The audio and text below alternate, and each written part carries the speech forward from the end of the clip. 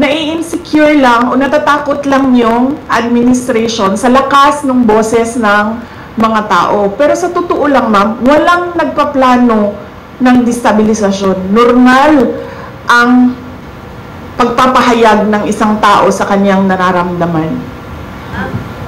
Let's give chance to others. Kamera pa ba? Yes, ma'am. Yes, magandang hapon. Finally. Vice President. Ma'am, I would just want to ask, with the alleged destabilization and then yung rally natin, ma'am, left and right, Luzon, Visayas, Mindanao, ang mga lumabas, ma'am, mga young ones, makikita natin mga estudyante. Ma'am, sa tingin niyo, ma'am, with what is happening now, magpapatuloy pa to, ma'am? Alam mo, ma'am, yung destabilization, nanggagaling lang naman yan sa administrasyon eh. Wala namang destabilization na nangyayari eh. Nagsasalita lang yung mga tao. At nai-insecure lang o natatakot lang yung administration sa lakas ng boses ng mga tao. Pero sa totoo lang, ma'am, walang nagpaplano ng destabilisasyon. Normal ang pagpapahayag ng isang tao sa kanyang nararamdaman.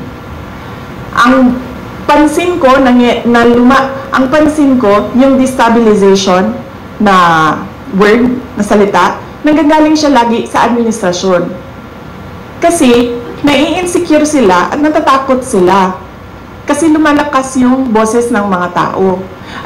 Ayoko na magsalita, ma'am, kasi baka matuto na naman sila sa akin, ma'am. Tapos pag natuto sila sa akin, di ba? Meron ba tayong ginagawang destabilisasyon? Meron bang mga tao na nagmi-meeting na nagsasabi na Makabayan, yes. Number 1. Yan talaga ang vision ng Makabayan. Pabagsakin ng gobyerno kasi gusto nilang mag-take over.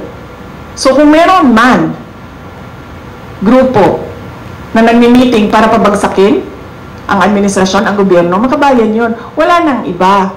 Lahat ng iba dyan, wala nang meeting yan. Yan sila nang nararamdaman nila naggalit sa pangyayari. Wala yan silang sinasabing iba na oust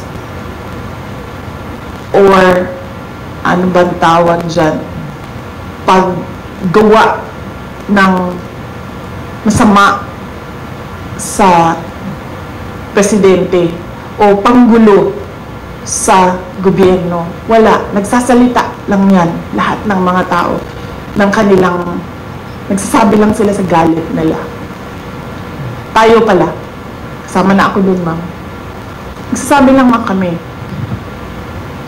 Tayo sa galit natin.